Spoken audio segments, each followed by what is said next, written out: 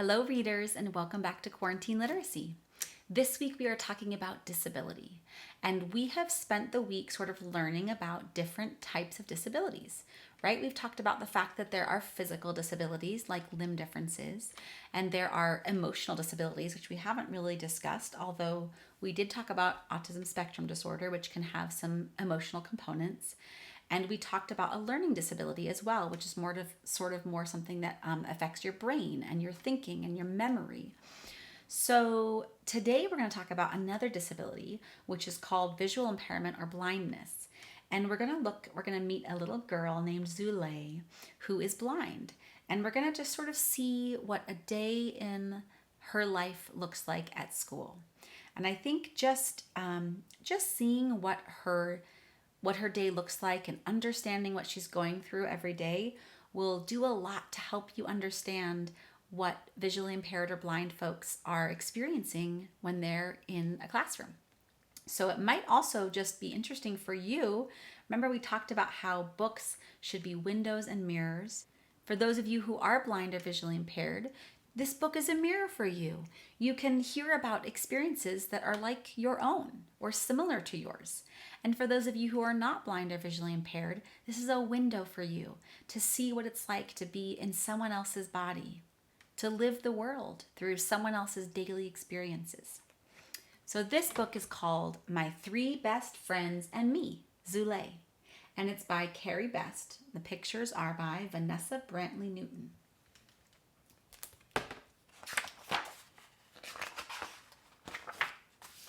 In Class 1-3, there are 22 chairs and 22 desks, 22 pencils and 22 books, 22 hooks and 22 smocks. There are 22 people and 22 names. And one of them is mine, Zulay. Here are all the desks lined up in the cubbies with the smocks. We come to school in our uniform, blues, by bus, by car, or by our mamas like me. Our blouses ironed, our hair shampooed. 4 best friends who help each other. 4 best friends who help themselves. Maya, Nancy, Zulay, and Ching. And I just want to mention, it says we come by bus, by car, by our mamas. And not everybody has a mama, and that's okay. So, and not everybody comes by bus or by car. Maybe they come by bicycle or on foot. Maybe they take the public bus, not just the school bus. Maybe their dad drops them off, their grandma, their cousin, or their caregiver. There's lots of different experiences and lots of different families. We link our arms and skip our legs and sing like the stereo till Miss Perkins, the hall lady, tells us to stop. You have new perfume, I say, and she says back, Zulay doesn't miss a thing, which makes me smile and show my tooth that's loose from eating those carrots that I washed and scraped myself. It's time for school, Nancy says, and sure enough, when the shoe shuffling stops, we all line up for 2-arm hugs from our teacher, Miss Seeger, who leads us to our door. Good morning, everyone, she says. Then her key clicks the door open for class to begin. We hang up our bags and take down our chairs and don't care if they land softly or thunder like a stampede. Can anyone make a connection there? When you take your chair down from your desk, do you like bang it down, or do you gently put it down, or do you just not care? Because Zulay and her friends are like, we don't care what happens. I want you to notice something about these desks, readers. Can you take a look and see if there's anything that maybe looks different to you on those desks? So name tags are pretty typical on a desk, but there's some dots next to the names, and I want you to think about if you know what that is, because we're going to learn. I feel with my knees for where the chair fits and sit in my seat like Miss Long at the library, like I can't wait for someone to ask me a question. Inside my desk, there are crumpled papers, pencils, and kisses, those little Hershey's chocolate kisses, a folded up cane that I push to the back for later. So we can see inside her desk, she's pushing that cane to the back. Do any of you know what she might be using that cane for? We're going to learn that too. Then, my mama bought me new shoes, I shout. They're pink and she said they're really good for running. but I forget. Oops, there's no talking in Miss Seeger's class. If you have something to share, Zulay, please raise your hand. So I just think about my new shoes and try really hard not to talk. I can definitely make a connection there because when I was a kid, I had such a hard time not calling out and not talking in class. Do you have a connection there? Do you have sometimes I do this means me too. And I'm like, oh yeah, me too, Zulay. I have a hard time keeping my mouth closed. Miss Seeger says, this morning we'll do shapes and numbers and lots of really good writing. Some of you will get help with math and some of you will read with me. Then Miss Turner will work with Zulay while the rest of us go to the gym. And after lunch, there'll be a big surprise. I don't like when I hear my name sticking out there by itself. If no one else has to have Miss Turner, then why do I? But I don't say the way I feel. I might stick out even more, like a car alarm in the night, waking everybody up.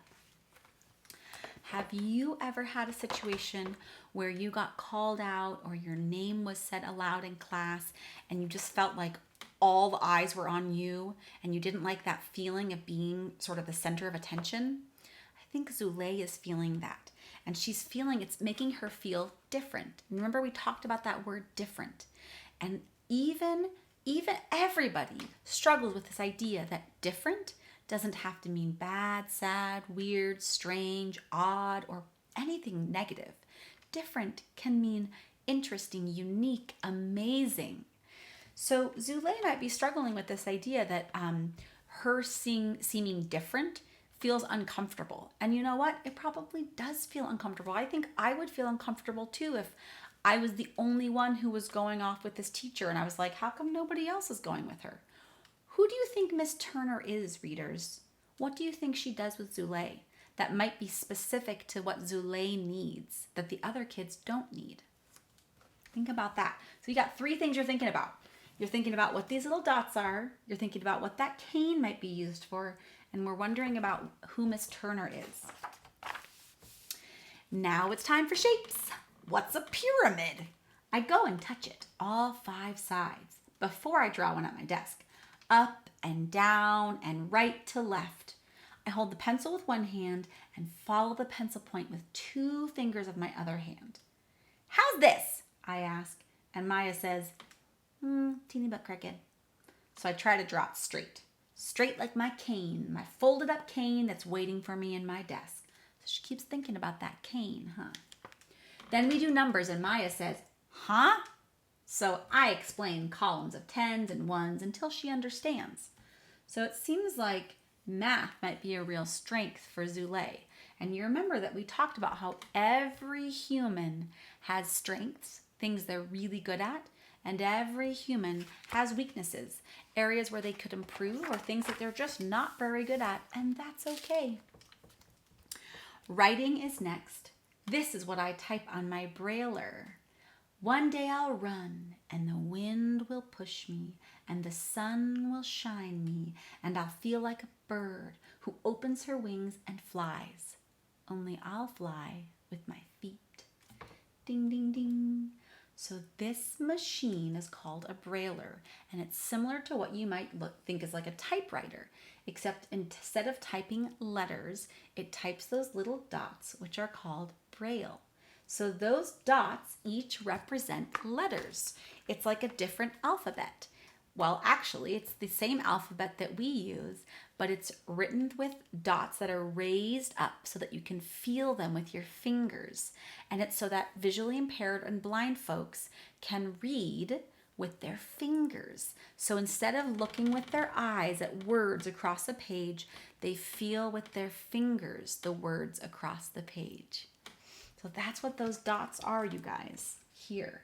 And this machine creates written words on paper for her by puncturing the paper and sort of pushing it so that it goes up and makes those bumps that you can feel. Today, it's Ching's turn to type her name on my machine. The dots feel like goosebumps, she whispers, and I laugh. That's how I read, I say. I see with my fingers. And here's the other thing, you guys. Braille has to be taught just like any other written language. So it's really, really tricky.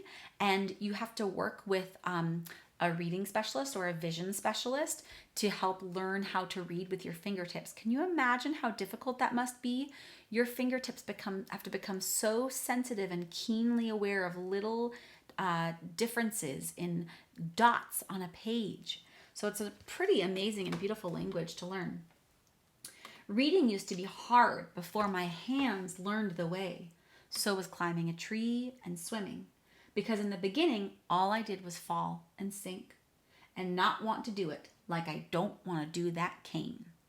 So she's thinking about that cane, you guys. Do you think that cane has maybe something to do with her visual impairment, her blindness? You'll learn the cane too, Miss Turner told me.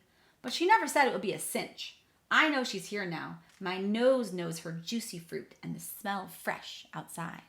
So Zulay is using her other senses. Since she doesn't have the sense of sight, she can smell the juicy fruit, which is the gum that Miss Turner is eating, and she can sort of smell the fresh air coming in from the door since it's been opened.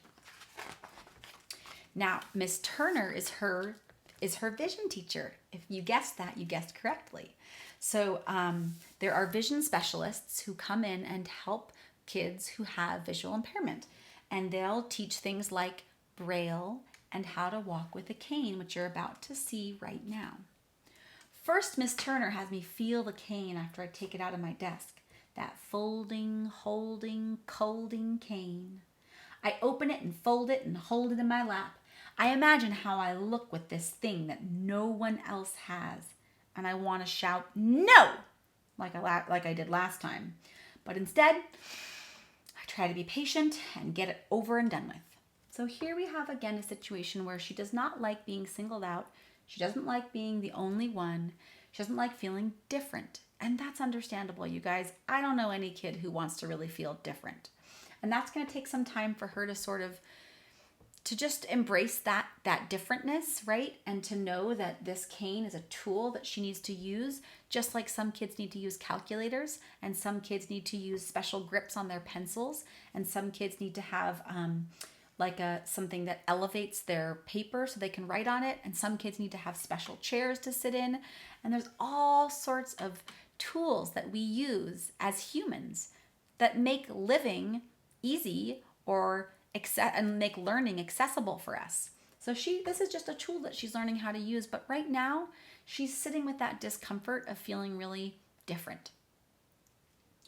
Out in the hallway, Miss Turner says, "The cane will let you walk down streets where there are curbs and corners. One day you'll be an expert at finding your way outside, the way you're an expert around your classroom." So she's saying, right now, it doesn't feel easy to use and it's not helping you a ton. But someday when you figure out how to use it, it will be a great tool to help you in the outside world. Then we practice together in the big outside with no walls or desks or friends, side to side, side to side. "Let the cane touch things first. You have to learn to trust it," says Miss Turner with her juicy fruity smell. My cane finds a tree and my cane finds a car. It snaps back and it gets stuck until I say, "I'm so tired," which makes Miss Turner say, "Okay, we can go back inside." So it's important to practice, but it's also important to pace yourself, right? She's like, "I've had enough for today." And it takes time. It takes time to learn how to read. It takes time to learn how to read Braille. It takes time to learn American Sign Language. It takes time to learn how to use a cane. It takes time to learn how to use a wheelchair. It takes time for anyone to learn how to write with a pen or a pencil. Learning takes time. I'm happy to put the cane away, but Nancy wants to try it out. "No," I shout and put it back at the back of my desk for tomorrow. So Nancy is actually like, "That cane is cool. Like, can I use it? I want to try that out." And Zulay's like, "No, I want to put it away and be done with it." And that's okay. She can do that. She can set her boundaries. After lunch, we dance and sing, shaking our heads and our tails. Maya, Nancy, Zulay, and Ching, our arms attached like sausage links, and the boys whistle, "Woo, woo, woo." Soon we're back at our desks waiting for Miss Seeger's surprise. "Are you ready?" whispers Ching. Ready, I say. And Nancy says, shh, way too loud for my ears. So she's feeling like her ears are feeling sensitive. That was too loud. In 3 weeks, Miss Seeger tells us, we will be having field day. There will be contests and races and games outside. Some people whisper and some people shout. Some even clap, like Maya and me. Go home and think about which event you would like to be in, Miss Seeger says. And everybody does. Ooh, everyone's really excited about this field day. The next morning, we sound like noisy bees, buzzing and buzzing and buzzing. Maya would like to play capture the flag. Nancy wants to try out tug of war. Ching thinks she can walk holding an egg on a spoon. Everyone wants to do something different. And what about you, Zulay? Miss Seeger asks. I would like to run in the race in my new pink shoes, I say, to a class silent as stones. Except for Miss Turner. She's here again. You go, girl, she says. Let's work with your cane on the track. So the rest of the class is all making faces like, Zulay, I don't think you can do it. And why do you think everyone is thinking, maybe Zulay can't do that? Do you think it's because of her disability, her blindness? I'm thinking that they are all under the assumption that she can't do something. But Zulay believes she can. She's like, I got this. I want to do this. And her vision specialist, Miss Turner, is like, yeah, let's make this happen. So it's really important to follow the lead of folks with disabilities, right? You as an able-bodied person, or me as an able-bodied person, I'm not in charge of determining or even deciding what other folks with disabilities can and cannot do. They are in charge of that. And I will say that able-bodied folks have a tendency to look at people with disabilities and to just make a lot of assumptions about what they can and can't do. And it's really, really important to not look with ableist eyes and to, as I said, follow the lead of every individual person and figure out what's comfortable and doable for them. Then Miss Turner takes me to the wide outside. The cane jabs and pokes and snaps. Let the cane be your longest finger, she says, when you need to know what's coming. I wonder if I can get it right. I hear other kids. They're practicing too, huffing and puffing and laughing. Oh, this stuff's so hard, someone complains. And I know just how he feels, only I'm not laughing because I'm not sure I can do it. So she's having to work extra hard with that cane to be able to safely run on that track and to stay in the lines and to be able to participate in the race. But she's persevering, which we've talked about a lot. She's not giving up, even though right now she's like, I don't know if I can do it.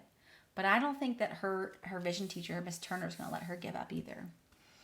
A few days later, I surprise myself.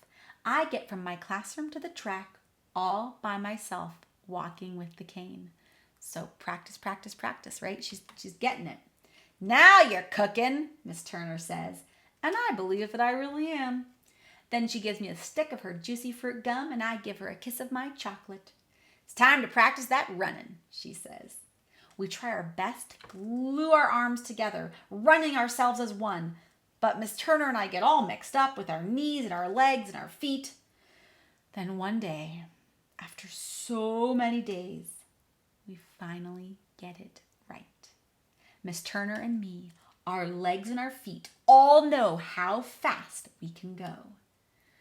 On field day, everyone is bubbling. I hear mamas and papas and cameras clicking, click, click, click, click, click. Friends are here with their yays. My event is the very last, and now it is just about time to start. So she has spent days practicing with her cane, practicing with Miss Turner, and now it's the big moment. Miss Turner and I stand at the top of the track, so ready to run the race. The smooth, round track that I know like my hands. The track that I know like my feet. Run, Zulay, run! My friends all shout the way I shouted for them. Maya, Nancy, Zulay, and Ching. 4 best friends who help each other. 4 best friends who help themselves. I love that. I love that she's talking about allyship and how they all help each other, but also that they advocate for themselves as well. So with the wind pushing me and the sun shining me, I feel like that bird that went flying. And here she is winning the race. And she did it. She knew she could do it all along. I just love this book because I think it's an important reminder that those of us who are able-bodied don't look at folks with disabilities through our eyes and our ableist mindsets that are really, really tricky to, it's so hard to undo these ideas that we have about people. Just like we talked about in our Racism Week. It's really tough to undo society's sort of burden that they've placed on us and all of these, we have representations in books and in television and in magazines that have infiltrated and planted little seeds inside of our bodies and our minds that make us think certain things. And we have to constantly push back against that and remind ourselves that we're not in charge of what anyone around us can do. We don't know the limitations or boundaries of any other human, disability or none. So I just want you to remember that today. And the next time you see a friend who's saying like, well, I don't think that, you can really do this, or I don't think I can really do this. I want you to remind yourself, I can do whatever I put my mind to. I know my limitations. And remind your friends too, you can do whatever you put your mind to, and you know your own limitations. It's not for anyone else to say. All right, my friends, I will see you tomorrow for our last day of disability. Until then.